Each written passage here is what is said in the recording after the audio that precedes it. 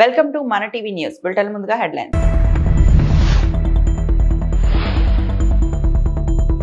ప్రజల భాగస్వామ్యంతోనే ప్రభుత్వ కార్యక్రమాలు శాశ్వతం, సీఎం చంద్రబాబు.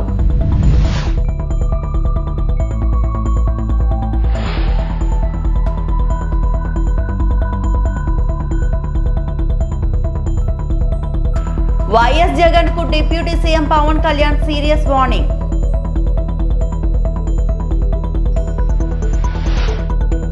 వాడపల్లి వెంకన్న సన్నిధికి పోటెత్తిన భక్తులు.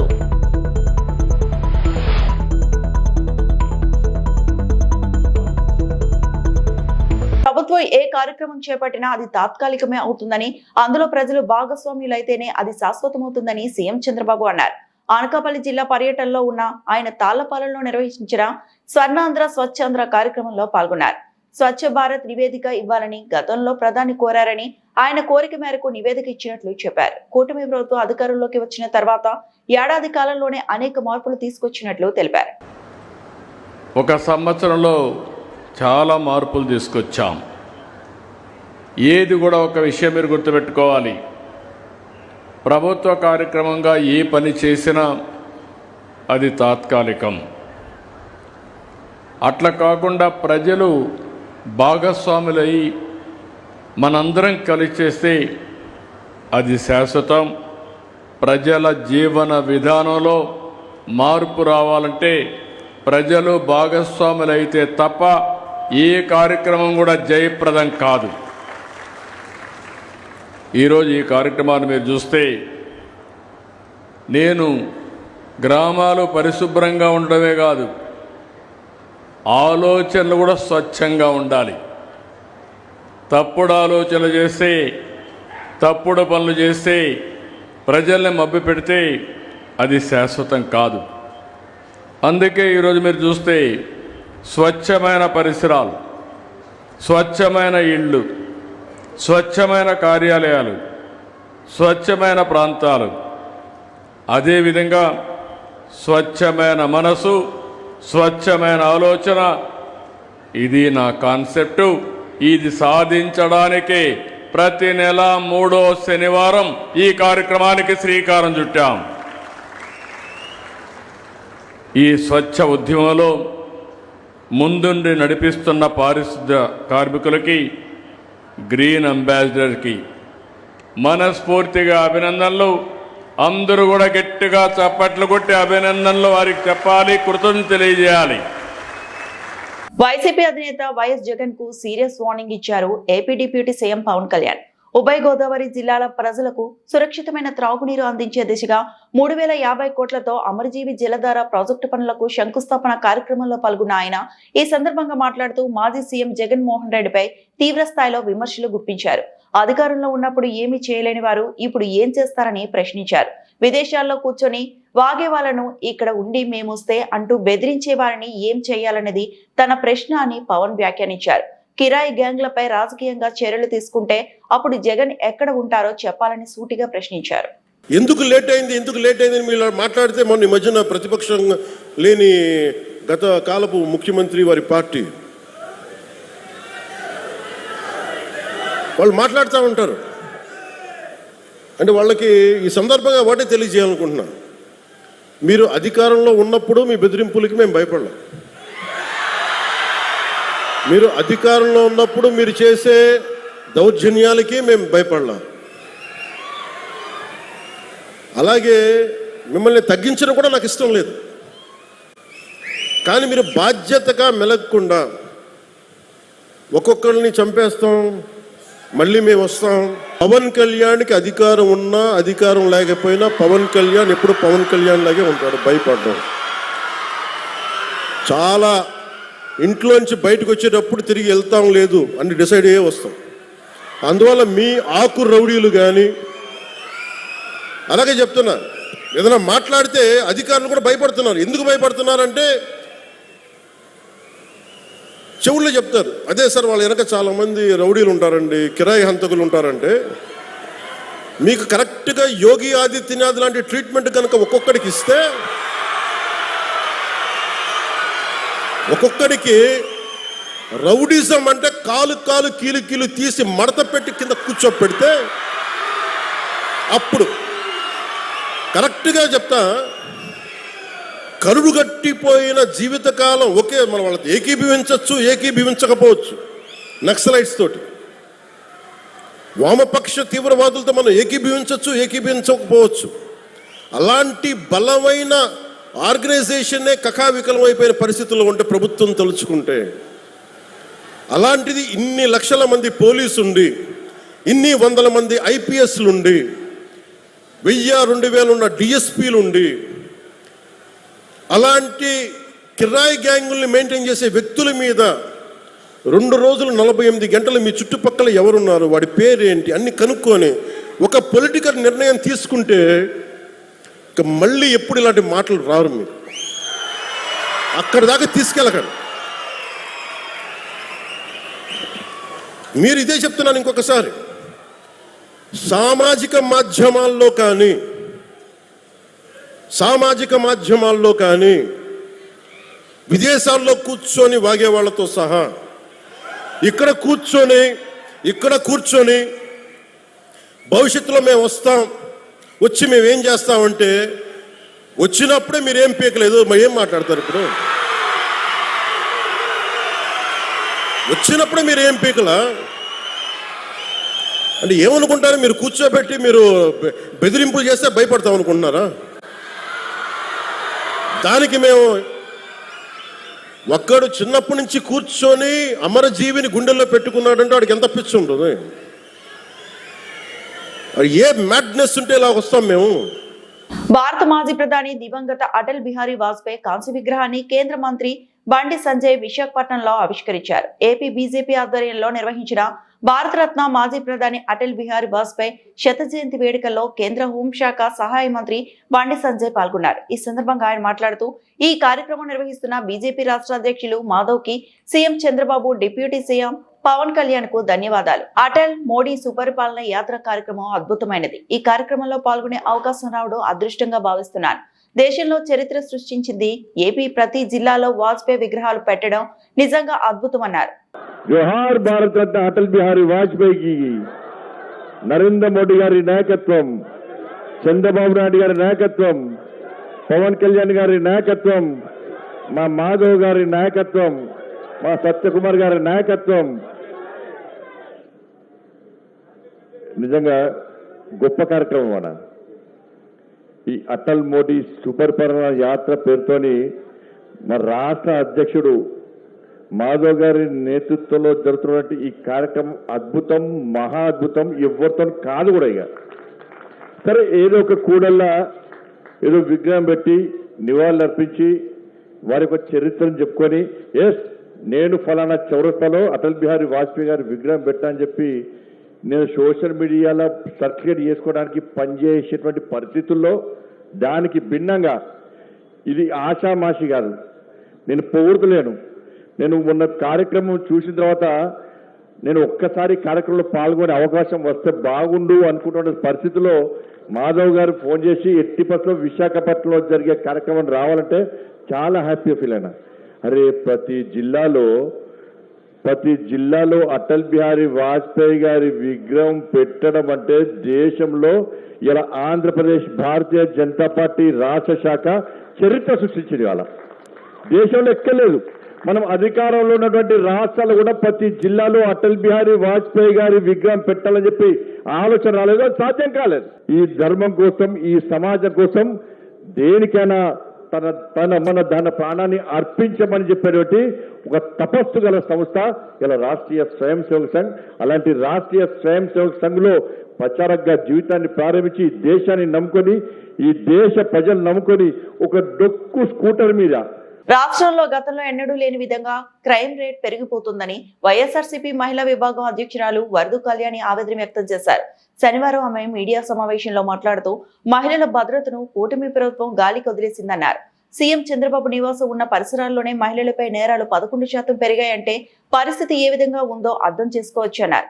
హోంమంత్రి అనిత నివాసం ఉంటున్న విజయనగరం జిల్లాలో గతంతో పోలిస్తే 19% నేరాలు మహిళలపై పెరిగాయన్నారు. ఏదైనా ప్రమాదం జరిగి పోలీసులకు ఫోన్ చేస్తే 20 నిమిషాల వరకు ప్రమాద స్థలానికి చేరుకోవటం లేదని, అదే వైఎస్ జగన్ హయాంలో 2-3 నిమిషాల్లో మహిళల దగ్గరికి పోలీసులు చేరుకునేవారని తెలిపారు. మహిళలపై హత్యలు, లైంగిక దాడులు అధికంగా జరిగే ప్రాంతాలు అనే అంశంలో చంద్రబాబుకు ప్రపంచంలోనే నెంబర్ 1 అవార్డు ఇవ్వాలని కళ్యాణి తెలిపారు. వీళ్ళు అధికారంలోకి వచ్చాక ఆంధ్రప్రదేశ్ ని సన్ రైజింగ్ స్టేట్ గా మార్చుతామని చెప్పారు. కానీ ఈ రోజు ఈ 18 నెలల్లో మనకు అర్థమైంది ఏంటంటే ఈ ఆంధ్రప్రదేశ్ ని క్రైమ్ రైజింగ్ స్టేట్ గా మార్చేశారు.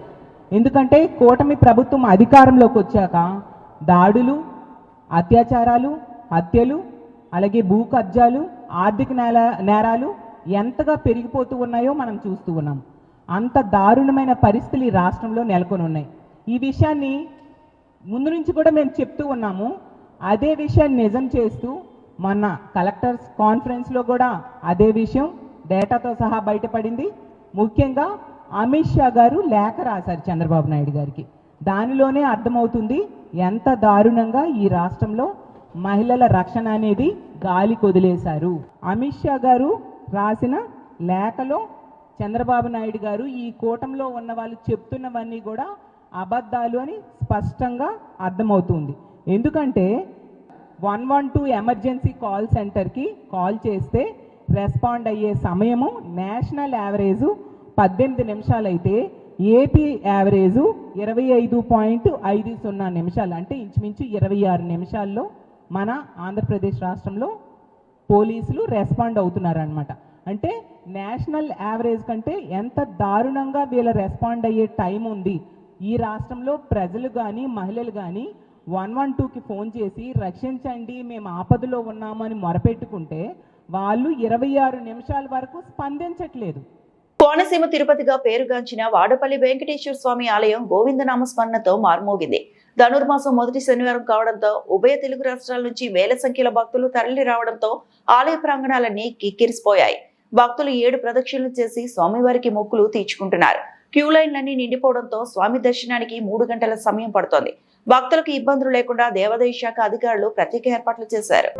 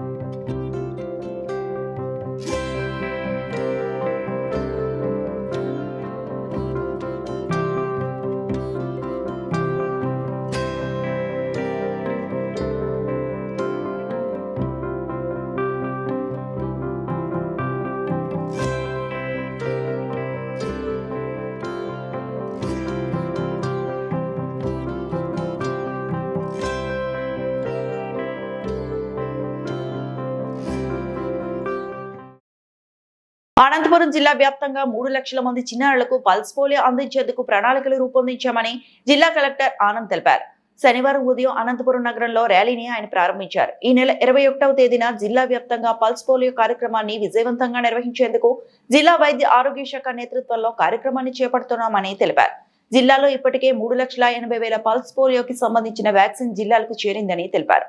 జిల్లా వ్యాప్తంగా భారీ ఎత్తున పల్స్ పోలియో కార్యక్రమాన్ని విజయవంతం చేసేందుకు అధికార యంత్రాంగాన్ని సిద్ధం చేశామన్నారు. ప్రతి ఎంపిక చేసిన పాఠశాల, వైద్య కేంద్రం, ఆర్టీసీ బస్టాండ్, రైల్వే స్టేషన్ ప్రధాన కూడలిలో పల్స్ పోలియో కార్యక్రమాన్ని నిర్వహించడం జరుగుతుందని తెలిపారు. అందరికీ నమస్కారము.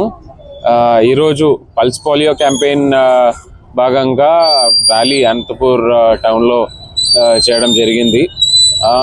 21వ తేదీ మనం ఇంటెన్సివ్గా ప్రతి ఒక్క పిల్లవాళ్ళకి పల్స్ పోలియో ఇవ్వాలి అని చెప్పి క్యాంపెయిన్ రూపంలో ఈ యాక్టివిటీ జిల్లా వ్యాప్తంగా టేకప్ చేయడం జరుగుతాయి. సుమారుగా 3 లక్షల పిల్లల దాకా టార్గెట్ చేస్తామని అనుకున్నాము. 3,80,000 వ్యాక్సిన్ డోసెస్ రెడీ చేయడం జరిగింది. ఇది కాకుండా దీని తర్వాత ఒకవేళ ఎవరైనా మిస్ అయిన కేసెస్ ఉన్నట్లయితే 22, 23వ తేదీ మాపప్ రౌండ్స్ కూడా పెట్టుకోవడం జరిగింది. 21వ తేదీ ప్రతి ఒక్క స్కూల్లో అంగన్వాడీలో అంటే జిల్లా వ్యాప్తంగా ఎక్కడైతే ఎడ్యుకేషనల్ ఇన్స్టిట్యూషన్స్ ఉన్నాయో అదేవిధంగా అంగన్వాడీస్ ఉన్నాయో అన్ని చోట్ల కూడా ఏఎన్ఎం ఆధ్వర్యంలో టీమ్స్ పెట్టుకోవడం జరిగింది. దానికి సంబంధించిన వ్యాక్సిన్స్ అన్ని కూడా కన్సర్న్ PHCs కి పంపించడం జరిగింది. కన్సర్న్స్ డిపార్ట్మెంట్స్ అందరూ కూడా particularly education department, anganwadi ICDS department వీళ్ళిద్దరికి స్పెషల్గా ఇన్స్ట్రక్షన్స్ ఇవ్వడం జరిగింది. అదే కాకుండా DRDA కానీ DOMA డిపార్ట్మెంట్ అందరికీ కూడా లాస్ట్ ఒక వారం నుంచి వాళ్ళు ఎక్కడైతే VOA మీటింగ్లు జరుగుతాయి, అదేవిధంగా ఉపాధి హామీ పనులు జరుగుతున్నాయి, ఇలాంటివి అన్ని చోట్ల కూడా ఈ యొక్క పల్స్ పోలియో క్యాంపెయిన్కి సంబంధించి IEC యాక్టివిటీస్ చేయడం జరిగింది. అదే కాకుండా INPR డిపార్ట్మెంట్ కూడా ప్రెస్ ద్వారా కూడా ఈ పల్స్ పోలియో క్యాంపెయిన్ సంబంధించిన డీటెయిల్స్ అందరికి ఇవ్వాలి అని చెప్పడం జరిగింది. సో దానికి భాగంగా రేపు ఈ ప్రోగ్రామ్ ఉన్నాయి కాబట్టి ఈరోజు కర్టెన్ రైజర్గా ఈరోజు ఈ ప్రోగ్రామ్ చేయడం జరిగింది. అందరు కూడా నా రిక్వెస్ట్ ఏంటంటే పర్టికులర్లీ ప్రెస్ మీడియా మిత్రులందరూ కూడా ఈ యొక్క క్యాంపెయిన్ సంబంధించిన డీటెయిల్స్ పూర్తి డీటెయిల్స్ INPR ద్వారా మీకు ఇస్తాము. దయచేసి అందరు కూడా వైఎస్ జగన్ ఫ్లెక్సీలు తొలగిస్తున్న అనంతపురం నగరపాలక సిబ్బంది వైఎస్ జగన్ జన్మదినం సందర్భంగా వైఎస్ఆర్ కాంగ్రెస్ పార్టీ శ్రేణులు అభిమానులు కట్టిన ఫ్లెక్సీలను అనంతపురం నగరపాలక సిబ్బంది తొలగించారు. ప్రభుత్వ పెద్దల ఆదేశాలకు మేరకు మేము తొలగిస్తున్నామని, అనుమతి లేకుండా ఫ్లెక్సీలు ఏర్పాటు చేస్తారని సిబ్బంది చెప్పడంతో తెలుగుదేశం జనసేన పార్టీ ఫ్లెక్సీలకు అనుమతులు ఉన్నాయా? నగర మేయర్ మహమ్మద్ వసీం ప్రశ్నించారు. తెలుగుదేశం జనసేన పార్టీ బీజేపీ నాయకులు పెట్టిన ఫ్లెక్సీలు మేము ఎప్పుడూ తొలగించలేదు, ఆలోచన కూడా మాకు రాలేదు. కానీ ఇప్పుడు కొత్త పద్ధతిని తీసుకొస్తున్నారు. మా నాయకుడు పుట్టినరోజు సందర్భంగా అభిమానులు పెద్ద ఎత్తున ఫ్లెక్సీలు కడుతుంటే మున్సిపల్ అధికారులు ఎందుకు తొలగిస్తున్నారు అర్థం కావటం లేదని నగర మేయర్ మహమ్మద్ రసీం ఆగ్రహం వ్యక్తం చేశారు. ఇలాంటివి పునరావృతమైతే ఊరుకోబోమని ఆయన కూటమి నాయకులను మున్సిపల్ అధికారులను హెచ్చరించారు. వారి అభిమానులు కొంతమంది ఫ్లెక్సీలు ఏర్పాటు చేసుకుంటే అనంతపురం నగరంలో ఈరోజు కూటమి నాయకులు, అనంతపురం నగరానికి సంబంధించిన కొంతమంది కూటమి నాయకులు జీర్ణించుకోలేక ఆ ఫ్లెక్సీలన్నీ కూడా తొలగిస్తున్నారంటే ఎంత దౌర్భాగ్య పరిస్థితి ఉందో కూడా ఒకసారి అందరూ కూడా గమనించాలి. ఫ్లెక్సీన్ పైన గతంలో ఒక ఇష్యూ జరిగిన విషయం కూడా మేము కూడా దాన్ని చెప్పడం జరిగింది. కానీ ఈరోజు మనం చూసుకుంటే లాస్ట్ 3-4 డేస్ ముందు MP గారు ఫ్లెక్సీలు ఏర్పాటు చేసుకున్నారు. ఏదో జన్మదిన సందర్భంగా వాళ్ళ అభిమానులు వేసుకుంటారు, దానికి మేము కూడా ఎక్కడ అబ్జెక్షన్ చెప్పలేదు. అదేవిధంగా మొన్నటి రోజున వాజ్పేయి గారి విగ్రహం ఏర్పాటు చేస్తున్నారని చెప్పేసి అక్కడ కూడా ఫ్లెక్సీలు ఏర్పాటు చేసినారు, మేము కూడా ఎక్కడ అబ్జెక్షన్ చెప్పలేదు. జన్మదిన సందర్భంగా ఒకరోజు చేసుకుంటారు అభిమానులందరూ కూడా, మన తొలగిస్తారని చెప్పేసి కూడా మేము ఎక్కడ కూడా అబ్జెక్షన్ చెప్పకపోవడం కూడా ముందుకు వెళ్ళిన విషయం కూడా మేము అందరూ తెలుసు. నేను ఒకటే చెప్తున్నాను, కూటమి ప్రభుత్వం నాయకులకి ఒకటే చెప్తున్నాను, ఈరోజు మీరందరూ కూడా వేసుకుంటే ఒక న్యాయం, ప్రతిపక్షంలో మేమున్న వారికి అపోజిషన్లో ఉన్న వారికి అందరూ కూడా వేసుకుంటే చట్టం ఇంకో న్యాయంగా ఉంటుంది అని చెప్పేసి కూడా ప్రజలందరూ కూడా ఒకసారి గమనించాలి. అధికారులు కూడా ఏ విధంగా వీళ్ళు వివరిస్తున్నారు కూడా ప్రజలందరూ కూడా ఒకసారి గమనించాలి. తొత్తులుగా మారిపోయినారు, తొత్తులుగా కూటమి నాయకులు ఏం చెప్తే అది వారి పని ఏది కరెక్ట్ ఉందో అది చేయకోకుండా తొత్తులుగా మారిపోయి అధికారులందరూ కూడా వివరిస్తున్న కూడా ప్రజలందరూ కూడా ఒకసారి గమనించాలా. నేను ఒకటే చెప్పదలుచుకుంటున్నాను, కాలం ఎప్పుడు కూడా ఒకటేలాగా ఉండదు. అధికారాలు వస్తుంటాయి, పోతుంటాయి. అధికారులు మాత్రం ఏది న్యాయంగా ఉందో చట్టపరంగా ఉందో అది ముందుకు పోన్నట్టుగా ఎన్నిసార్లు చెప్పినా కూడా కూటమి నాయకులకు వీళ్ళందరూ కూడా తొత్తులుగా పనిచేస్తున్న విషయం కూడా ప్రజలకు తెలియదు. ఫ్యాషన్ టెక్నాలజీ కోర్సులో అడ్మిషన్లు ప్రారంభం. విశాఖపట్నం డిసెంబర్ 20 దేశంలో అత్యంత ప్రతిష్టాత్మకమైన national institute of fashion technology సంస్థలో అడ్మిషన్లు ప్రారంభించనున్నట్లు సంస్థ ప్రకటించింది. శనివారం సంస్థ ప్రతినిధులు నగరంలోని డాబా గార్డెన్స్ VJF ప్రెస్ క్లబ్ లో ఏర్పాటు చేసిన విలేకరుల సమావేశంలో వారు మాట్లాడుతూ, national institute of fashion technology అనేది భారత ప్రభుత్వ టెక్స్టైల్ మంత్రిత్వ శాఖ ఆధ్వర్యంలో IITలు, IIMల వంటి ప్రతిష్టాత్మక స్థాయి సంస్థ అని అన్నారు. ఇది డిజైన్, మేనేజ్మెంట్ అండ్ టెక్నాలజీ యొక్క ప్రీమియర్ ఇన్స్టిట్యూట్ గా ఉద్భవించిందన్నారు. అభివృద్ధి చెందుతున్న ప్రపంచ ఫ్యాషన్ రంగంలో యువకులు, విద్యార్థులు మంచి నాయకత్వ స్థానాలను చేపట్టడానికి నిపుణులను తాము అభివృద్ధి చేస్తామన్నారు. తమ సంస్థకు దేశవ్యాప్తంగా 19 నెట్వర్క్ కేంద్రాలు ఉన్నాయన్నారు. తాము అద్భుతమైన ప్లేస్మెంట్ అవకాశాలతో గ్రాడ్యుయేషన్ స్థాయి, పోస్ట్ గ్రాడ్యుయేషన్ స్థాయి, డాక్టోరల్ స్థాయి ప్రోగ్రాముల్లో వివిధ కోర్సులను అందిస్తున్నామన్నారు. రానున్న విద్యా సంవత్సరానికి అడ్మిషన్ పొందేందుకు రిజిస్ట్రేషన్ డిసెంబర్ 8వ తేదీ నుంచి జనవరి 6వ తేదీ వరకు జరుగుతాయన్నారు. 5,000 రూపాయలు లేట్ ఫీజుతో జనవరి 7వ తేదీ నుండి 10వ తేదీ వరకు అప్లై చేయొచ్చన్నారు. పిహెచ్డి చేయాలనుకుంటే కనుక మా దగ్గర ఇప్పుడు ప్రజెంట్ నోటిఫికేషన్ పిహెచ్డి కూడా అప్లై చేయొచ్చండి. దీంట్లో స్కాలర్షిప్స్ కూడా ఉన్నాయన్నమాట. పిహెచ్డి చేసే వాళ్ళు ఫుల్ టైం వాళ్ళకి మా దగ్గర స్టైఫండ్ ఇస్తారు. అలాగే మా దగ్గర పోస్ట్ డాక్టోరియల్ ప్రోగ్రామ్స్ కూడా చేయొచ్చు. వీటన్నిటికీ కూడా ఇందాక మీడియా మిత్రులు అడిగినట్టు ఫీజు ఎక్కువ అంటే ఫీజు 3.5 lakhs per annum అండి. అంటే మీకు నేషనల్ ఇన్స్టిట్యూట్స్ ఎవరైనా సరే అదే రేంజ్లో, ఎన్ఐటి అనుకోండి అదే రేంజ్లో ఉంటాయన్నమాట. మెయిన్ మా దగ్గర ఏంటంటే ఫీ రీంబర్స్మెంట్ సబ్సిడీ స్కీమ్ అని ఉందండి. పేరెంటల్ యాన్యువల్ ఇన్కమ్ బట్టి రీంబర్స్మెంట్ ఉంటుంది. పేరెంటల్ యాన్యువల్ ఇన్కమ్ 1.5 lakhs కన్నా తక్కువ ఉంటే 100% ఫీ రీంబర్స్మెంట్ ఉంటుంది. అలాగే 6.5 to 8 lakhs మధ్యలో ఉన్న వాళ్ళకి కనీసం 25% రిఫండ్ ఉంటుంది. ఇలా కాకుండా ఎస్సీ ఎస్టీ స్కాలర్షిప్స్ కూడా మా దగ్గర ఉన్నాయండి. మా సంస్థ IIT ఎయిమ్స్ లాగా it was established an act of parliament. అంటే మాది స్వయం ప్రతిపత్తి గల సంస్థ అనమాట. సో IIT లాగే మా డిగ్రీలు మేమే ఇచ్చుకోవచ్చు. And any programmes also we can launch అండి. ఇవన్నీ కూడా వరల్డ్ వైడ్ రికగ్నైజ్డ్. ఇందాక నేను చెప్పినట్టు ఎయిమ్స్, IIT, IIM ఇన్స్టిట్యూట్స్ ఏంటంటే ఒక స్పెషలైజ్డ్ ఏరియాని ప్రమోట్ చేయడానికని ఉపయోగిస్తారండి. ఈ వార్తలు ఇంతటితో సమాప్తం.